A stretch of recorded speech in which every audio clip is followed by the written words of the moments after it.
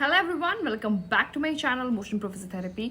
आज इस वीडियो में हम बात करेंगे एचपीवी वैक्सीन गार्डासिल के बारे में और हम इसके साथ साथ कुछ और क्वेश्चंस का भी मैं आंसर करूंगी, जैसे कि एचपीवी वैक्सीन्स किन किन लोगों को लगानी चाहिए, ये आपको कब लगानी चाहिए, कब नहीं लगानी चाहिए और ये आपको किस प्रकार के कैंसर से बचाता है और एचपीवी क्या है। तो आज हम एचपीवी के बारे में, एचपीवी की वैक्सीन्स के बारे में पूरे विस्तारित रूप से बात करने वाले हैं। तो प्लीज वीडियो के लास्ट तक जरूर बने रहिएगा। तो आइए वीडियो की शुरुआत करते हैं। तो सबसे पहली चीज, व्हाट इज एचपीवी। तो एचपीवी क्या है? HPV stands for human papilloma virus. ये एक तरह का वायरस है जो कि हमारी बॉडी में कैंसर का कारण बनता है। तो एचपीवी से आपको एनस का कैंसर, वजाइना का कैंसर, पीनिस का कैंसर और भी तरह के कैंसर्स होने के खतरे होते हैं, जैसे कि आपका हेड एंड नेक कैंसर और आपका थ्रोट कैंसर, ओरल कैंसर्स। ये सारे कैंसर्स का कारण होता है एचपीवी यानी कि ह्यूमन पैपिलोमा वायरस। तो ह्यूमन पैपिलोमा वायरस से बचने के लिए ही हम एचपीवी वैक्सीन्स का इस्तेमाल करते हैं। तो जो ह्यूमन पैपिलोमा वायरस है ये ज़्यादातर सेक्सुअल एक्टिविटी यानी कि अगर आप सेक्स में एक्टिव है तो आपकी बॉडी में ट्रांसमिट होने का खतरा इसमें ज़्यादा होता है। तो कभी कभी क्या होता है कि अगर हमारी बॉडी में एचपीवी का अटैक हो जाता है तो हमारी बॉडी उसे एलिमिनेट कर देती है, लेकिन जब हमारी बॉडी इस वायरस को पूरी तरह से एलिमिनेट नहीं कर पाती और ये हमारी बॉडी में ज़्यादा दिन तक या ज़्यादा टाइम तक एक्टिव रहते हैं तो हमारी बॉडी में कैंसर होने का खतरा इसमें होता है। तो कोई कोई वैक्सीन्स जेनाइटल वॉर्ट्स का भी कारण बनते हैं, यानी कि अगर आपके जेनाइटल एरिया में वॉर्ट्स अगर हैं तो वो एचपीवी के कारण होते हैं। लेकिन कोई कोई जो एचपीवी के स्ट्रेन्स होते हैं उससे हमें कैंसर का खतरा होता है। तो एचपीवी भी कई प्रकार का होता है, इसके नंबर्स होते हैं जैसे कि HPV-6, HPV-18। तो ये सारे जो नंबर्स हैं ये अलग अलग तरह के कैंसर्स करते हैं। तो जो नॉर्मल वाले जो HPVs हैं वो तो जेनाइटल वॉर्ट्स करते हैं, लेकिन जो ये HPV-18 है, HPV-12 है, ये सारे के सारे कैंसर्स का खतरा बनते हैं। तो एचपीवी वैक्सीन्स करती क्या है? एचपीवी वैक्सीन्स हमें जेनाइटल वॉर्ट से बचाती है, हमें एनस के कैंसर से बचाती है, वजाइना के कैंसर से बचाती है, पीनिस के कैंसर से बचाती है, हमारे हेड एंड नेक के कैंसर से हमको बचाती है, थ्रोट के कैंसर से हमको बचाती है।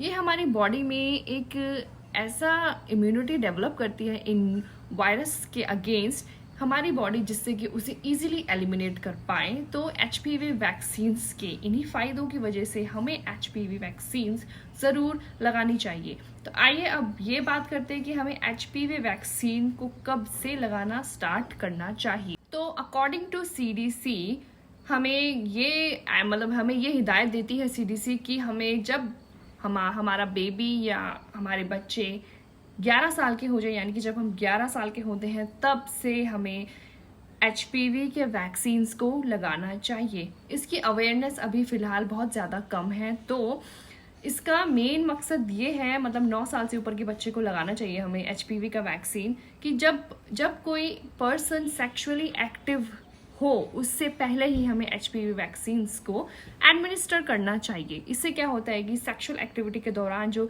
एचपीवी हमारी बॉडी के अंदर चला जाता है उससे हमें प्रिवेंशन करने में, उस डिज़ीज़ को प्रिवेंशन करने में ये वैक्सीन्स बहुत मदद करता है। तो अगर कोई बच्चा 9 साल का है या 11 साल का है तो तब उसको एचपीवी का वैक्सीन हमें लगाना स्टार्ट करना चाहिए। जो बच्चे 15 साल से नीचे हैं उनको सिर्फ ये 2 डोज लगाई जाती हैं, लेकिन जो 15 के अबव है, जो 16, 17, 18 के हो चुके हैं, उनमें ये 3 डोज लगाई जाती हैं। तो अगर आपका बेबी 9 ईयर्स का है तो उसको आपको लगाना चाहिए, तो आपको सिर्फ 2 डोज का इस्तेमाल करना पड़ेगा। और अगर आपका बेबी 18 का हो चुका है या 15 या कोई भी यंगस्टर, तो उसको एटलीस्ट 3 डोजेस लगती हैं। तो जैसे कि जितना जल्दी हम इसको किसी को एडमिनिस्टर करते हैं सेक्सुअल एक्टिविटी के पहले, उतना ही अच्छा इसका रिजल्ट होता है। तो अगर अब आपके माइंड में क्वेश्चन है कि अब हमारी उम्र 26 हो गई है या 25 हो गई है या 30 हो गई है, तो क्या अब हमें एचपीवी वैक्सीन्स को लगाना चाहिए? तो इसका आंसर है यस। 9 to 45, 9 साल से लेके 45 साल की उम्र तक आप एचपीवी वैक्सीन्स को सेफली लगा सकते हैं, ये आपके लिए सेफ है। तो 21 to 45 ईयर्स तक आप ये वैक्सीन्स आराम से लगा सकते हैं और आपको इसकी 3 डोजेज लेनी पड़ती है, जो कि मैंने भी अभी अभी जस्ट लगवाई हैं। तो मैं आज सेकेंड डोज अपना लगवा के आई हूँ। तो मैंने जो वैक्सीन लगाई है वो लगाई है गार्डासिल क्वाड्रीवैलेंट। तो आप जैसे कि देख सकते हैं, मैं इसका आपको डिस्क्रिप्शन शेयर करूँगी।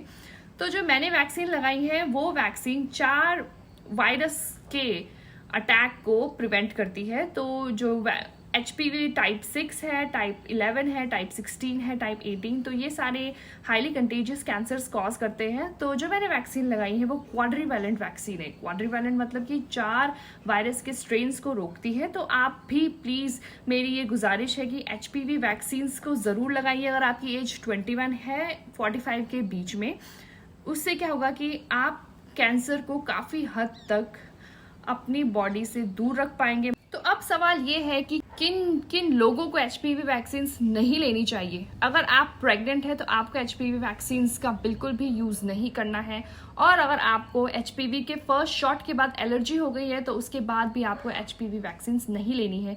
या आपको बहुत ही सीवियर एलर्जी की शिकायत है, जैसे किसी पेशेंट में काफ़ी ज़्यादा एलर्जीज होने का खतरा होता है, तो प्लीज़ उन सभी के लिए भी ये वैक्सीन्स कॉन्ट्राइंडिकेटेड है। और एल्स प्रॉब्लम में आप आराम से HPV वैक्सीन्स को लगा सकते हैं, लेकिन इन 3 कंडीशन में, जो कि है pregnancy, severe allergies, again severe allergies, तो उसमें आपको HPV वैक्सीन्स का यूज नहीं करना है। अब सवाल ये होता है कि अगर कोई पर्सन सेक्सुअली एक्टिव है और उसने वैक्सीन नहीं लगाई है तो क्या ये वैक्सीन को लगवाने के बाद ये असर करेगी?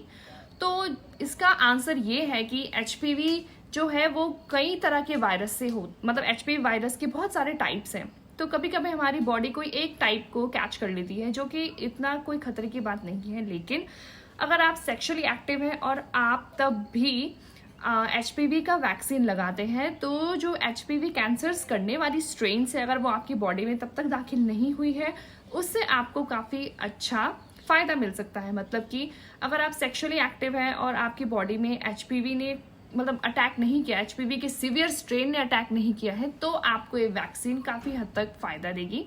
मतलब ये वैक्सीन उन हाईली कंटेजियस कैंसर्स को रोकने में आपकी मदद करेंगी। अब आइए बात करते हैं HPV वैक्सीन के साइड इफेक्ट्स के। तो HPV का वैक्सीन का कोई इतना सीवियर साइड इफेक्ट नहीं है, बस इसका यही साइड इफेक्ट है कि जिस जगह पे आपको वैक्सीन लगी है वहाँ पे हल्की फुल्की रेडनेस हो सकती है, इरिटेशन हो सकती है और स्वेलिंग हो सकती है।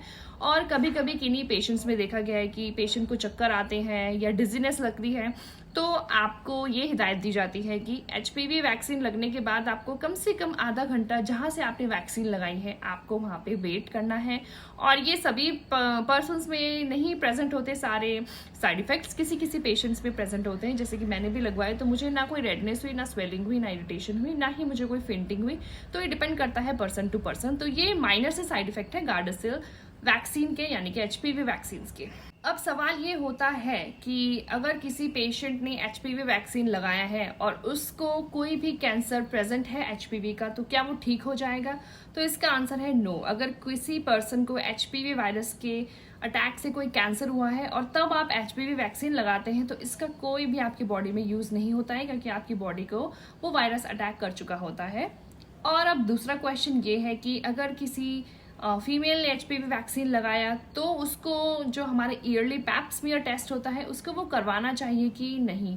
तो आपको जो पैप स्मीयर टेस्ट है वो ज़रूर करवाना चाहिए एवरी ईयर, क्योंकि जो HPV वैक्सीन है वो आपको सिर्फ एक प्रिवेंशन देता है। मतलब कि 94% या फिर 90% के चांसेस में वो आपको अश्योरिटी देता है कि हाँ इतना आपको ये बचा सकता है, लेकिन 10% चांसेस फिर भी कैंसर होने के रहते हैं। तो आपको पैप स्मीयर टेस्ट अपना ईयरली ज़रूर करवाना चाहिए। तो ये सब जानकारी थी HPV वैक्सीन के रिगार्डिंग, HPV के रिगार्डिंग। तो ये वीडियो बनाने के पीछे मेरा ये मकसद है कि आप सभी को अवेयरनेस हो कि हमारी बॉडी में जो मेजॉरिटी ऑफ कैंसर्स करते हैं उसका रीज़न है ह्यूमन पैपिलोमा वायरस, और आप इससे बच सकते हैं अगर आप टाइम टू टाइम अपना HPV का वैक्सीन लगवाएं। तो अगर आपके बच्चे हैं या आपके कोई नियर बाय हैं जो अभी 12 साल के हैं, अभी 14 साल के, 18 साल के हैं, तो या जो भी 21 ईयर्स के, तो प्लीज़ आप उनको ये वीडियो ज़रूर शेयर कीजिए कि हमें बच्चे के सेक्सुअली एक्टिव होने से पहले उसको ये वैक्सीन ज़रूर लगवाना चाहिए। इससे हमें HPV का खतरा, HPV कैंसर्स का खतरा बहुत ज़्यादा कम हो जाता है। तो जैसे कि बोलते हैं prevention is better than cure, तो ये एक तरह का, ये वैक्सीन एक तरह का प्रिवेंशन है। तो प्लीज़ मेरी ये हिदायत है कि आप सभी को 21 to 45 ईयर्स तक अगर आप हैं, उससे पहले 9 to 12 बच्चे हैं 9 to 18, उनको HPV वैक्सीन ज़रूर लगवाएं। और जो ये वैक्सीन का प्राइस है, इसका प्राइस है 4000 रुपीज़ पर शॉट, और ये 3 शॉट लगते हैं। जैसे कि मैंने लगवाया था सितंबर में, तो अब मुझे लगा सितंबर, एक लगा अक्टूबर, अब मुझे लगेगा फरवरी में। तो ये वैक्सीन थोड़ी कॉस्टली है, तो हम ये सोचते हैं कि इतनी महंगी वैक्सीन लगाएं क्यों, आखिर जो होना होता है हो जाता है। लेकिन बोलते हैं ना, prevention is better than cure. हमें नहीं पता आगे क्या होगा, कैसे होगा, तो अगर प्रिवेंशन अगर हम पहले से अपने साथ लेके चलते हैं तो थोड़ा बहुत एटलीस्ट रिस्क फैक्टर कम हो जाते हैं। तो ये वीडियो के बनाने के पीछे मेरा यही मोटिव है कि आप सभी को HPV वैक्सीन ज़रूर लगवाना चाहिए। तो आज के लिए इतना ही। आई होप मेरा वीडियो आपको पसंद आएगा। अगर मेरा वीडियो पसंद आए तो please do like, subscribe and share to my channel and don't forget to press the bell icon. और कोई भी इन्फॉर्मेशन आपको चाहिए इस वैक्सीन के रिगार्डिंग, सो कमेंट बॉक्स में कमेंट कीजिए। मैं डेफिनेटली आपके कमेंट्स का रिप्लाई करूंगी। तो मिलते हैं नेक्स्ट वीडियो में कुछ नए इंटरेस्टिंग टॉपिक के साथ। तब तक के लिए गुड बाय।